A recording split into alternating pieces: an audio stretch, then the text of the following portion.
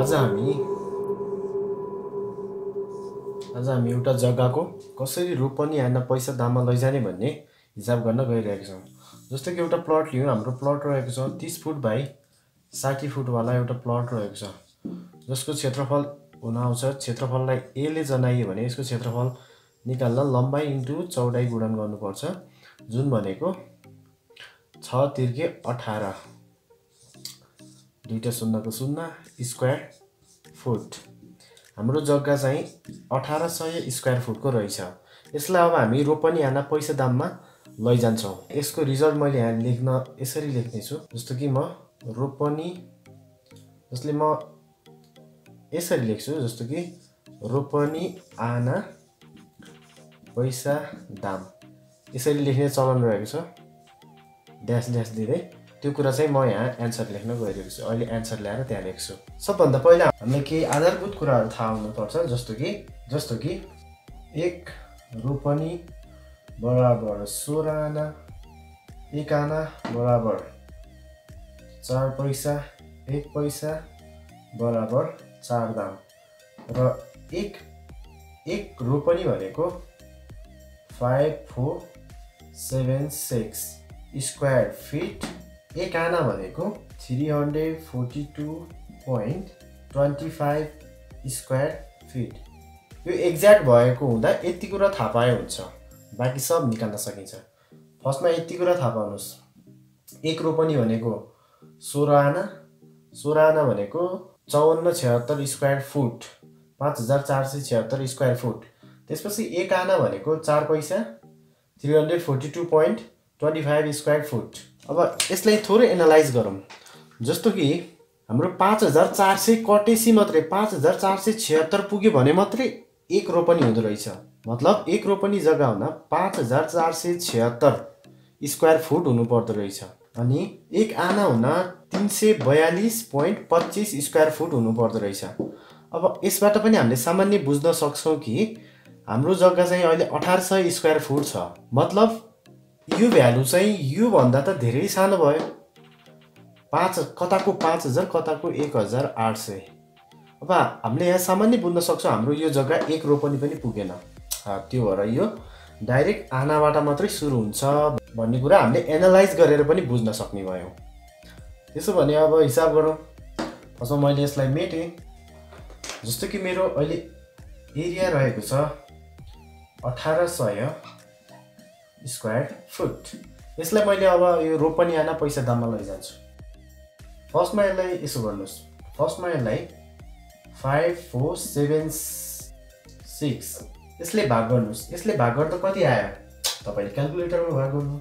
मैले यहाँ चाहिँ डाइरेक्ट लेखेँ 0.3287 यस्तै आउँछ। यो चाहिँ रोपनी भयो, यो चाहिँ हाम्रो रोपनी भयो। अब हो यो अगाडिको अङ्कहरूलाई लेख्दै जाने हो, त्यसरी लेख्दै जानु सजिलो हुन्छ। जस्तो कि यहाँ रोपनीमा 0 आइरहेको छ, यो 0 ले यहाँ लेख्नु, यो चाहिँ 0 रोपनी भयो। अब ड्यास दिइहाल्नु, 0 रोपनी भयो। अब फेरि यो यदि यहाँ अङ्क आएको भए अङ्क घटाइन्थ्यो, अहिले चाहिँ 0 छ, त्यही भएर यसैले मैले 16 ले गुणन गरिदिएँ। अब यहाँ कति आउँछ, यसलाई 16 ले गुणन गर्नु, किनकि अब हाम्रो एक रोपनी बराबर 16 आना हुन्छ। त्यो भएर 16 ले गुणन गर्न पर्यो। 16 वटा आना पुगेपछि मात्रै एक रोपनी पुग्छ, अथवा एक रोपनीमा 16 वटा आना हुन्छ। त्यसो भएपछि 16 ले मल्टिप्लाई गरेपछि आनामा आउँछ। यसलाई 16 ले गुणन गर्नुभयो भने तपाईले क्याल्कुलेटरबाट यसको भ्यालु आउँछ 5.525936। यो चाहिँ अब आनामा गयो, यति आउँछ क्याल्कुलेटर हाल्नुभयो भने तपाईले। अब यसको यो अगाडिको अङ्कलाई चाहिँ यहाँ लेखिहाल्ने 5। ठिक छ, यो चाहिँ यो रोपनी भयो। यो 5 आना त कम्प्लिट भयो, 5 आना चाहिँ चोखो छ, बाँकी चाहिँ यो चाहिँ एक आना नपुगेको जग्गा हो। जस्तो कि यो 5 आना भइहाल्यो। अब यसबाट 5 हटाएर चाहिँ अङ्क लेख्नु होला। यसबाट 5 लाई छोडिदिनु, 5 यहाँ गइसक्यो। अब 0.525936 यसरी लेख्नु होला। यसले फेरि अब 4 ले गुणन गर्नु होला। यसलाई 4 ले गुणन गर्नुहोस्। यो चाहिँ अब केमा आउँछ, रोपनी आना पैसामा आउँछ। यो एक आना नि नपुगेको जग्गा हो नि त, त्यसलाई अब 4 ले गुणन गरेर हामीले पैसामा राखौँ। पैसा त अवश्य पुगेको छ। यो कति पैसा पुगिरहेछ यसलाई तपाईँले क्यालकुलेटरबाट हाल्नुभयो भने 1.03744 यति पैसा आउँछ। मतलब 1 पैसा चाहिँ पुग्यो अनि यो बाँकी भएको चाहिँ 1 पैसा नपुगेको जग्गा हो। अब यो 1 लाई ल र यहाँ ल र लेखिदिनु होला। 1 पनि लेखिसकियो। अब चाहिँ फेरि यो 1 लाई हटाएर अङ्क लेख्नु होला। 1 लाई हटाएर अङ्क लेख्नु होला 0.03744। अब यसले फेरि 4 ले गुणन गर्नु होला।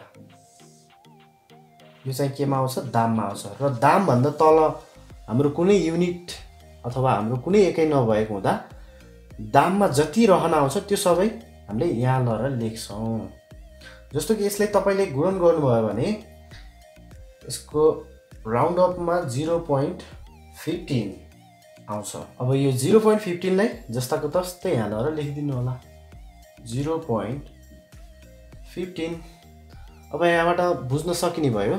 जस्तो कि हाम्रो 1800 स्क्वायर फुटको जग्गालाई हामीले रोपनी आना पैसा दाममा लग्यौँ। मतलब 0 रोपनी 5 आना 1 पैसा 0.15 दामको जग्गा रहेछ 1800 स्क्वायर फुट भनेको। त्यो चाहिँ हामीले यसरी लान सक्छौँ। म एकचोटि सर र भन्छु। जस्तो कि फर्स्टमा चाहिँ यसले भाग गर्नु होला। यसले भाग गरेर यस्तोमा आउँछ अनि यो दशमलव भन्दा अगाडिको अङ्कलाई यहाँ लेखिहाल्नु होला।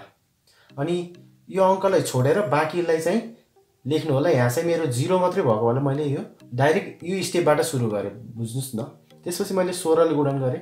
पहिला चाहिँ 16 ले गुणन गर्नु पर्यो किनकि 1 रोपनीमा 16 आना हुन्छ। त्यसपछि चाहिँ हाम्रो यसरी अङ्क आउँछ। अनि फेरि यो अगाडिको अङ्क ल र यहाँ लेख्ने। त्यसपछि बाँकीलाई चाहिँ 0 मा यो रूपमा लेख्ने। त्यसपछि फेरि त्यसलाई 4 ले गुणन गर्ने किनकि 1 आनामा 4 पैसा हुन्छ। त्यो भएर 4 ले गुणन गर्नु पर्यो। त्यसपछि यस्तै अङ्कमा आउँछ। फेरि सेम स्टेप यो अङ्कलाई ल र त्यहाँ ल र राख्ने। त्यसपछि त्यो अङ्कलाई छोडेर त्यसपछि दशमलवलाई मात्रै लेख्ने। त्यसलाई फेरि 4 ले गुणन गर्ने। बाँकी रहेकोलाई जस्ताको तस्तै ल र राखिदिने। यसरी हामीले सामान्य तरिकाले स्क्वायर फुटको जग्गालाई रोपनी आना पैसा दाममा लैजान सक्छौँ। अर्को एउटा इक्जाम्पल पनि हेरौँ जसमा चाहिँ मैले जग्गा लिएँ अहिले चाहिँ 90 फुट बाई 80 फुटको जसको एरिया हुन आउँछ लम्बाइ र चौडाइ गुणन गरौँ 987200 स्क्वायर फिट। यति चाहिँ मेरो जग्गा स्क्वायर फुटमा रहेको छ। यसलाई मैले रोपनी आना पैसा दाममा लैजान्छु धेरै सिम्पल तरिकाले। फर्स्टमा यो 7200 यसलाई चाहिँ डिभाइडेड बाई 5476 ले भाग गर्नुहोस्।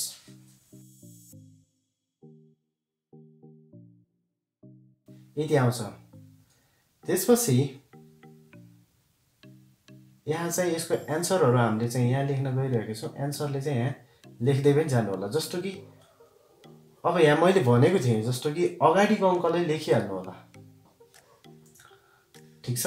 त्यसपछि ड्यास दिएर राख्नु होला। यो हाम्रो 1 रोपनी चाहिँ पुगिहाल्यो। यो भनेको 1 रोपनी चाहिँ ढुक्क छ र बाँकी यो 0.31483 भनेको चाहिँ 1 रोपनी नपुगेको जग्गा हो। अब त्यसलाई अब यसपछि म सजिलो तरिकाले लैजान्छु। जस्तो कि यहाँ दुईटा लाइन तान्नुहोस्। त्यसपछि अब यसलाई 0 यो अङ्क यहाँ गइसक्यो। अब यो भएको ठाउँमा 0.31483 यो चाहिँ यहाँ लेख्नु होला। यसलाई अब 16 ले गुणन गर्नुहोस्। यसलाई 16 ले गुणन गर्नुहोस्। 25 यहाँ चाहिँ आनामा लेख्नुहोस्। यो चाहिँ आनामा भयो। मतलब अब यो 5 आना चाहिँ ढुक्क पुग्यो तर यो 6 आना चाहिँ छैन। फेरि अब यो 0.ले चाहिँ अब हामीले अब यो 5 आयो। अब सेम तरिका यो 5 लाई चाहिँ यहाँ ल र लेख्नुहोस्।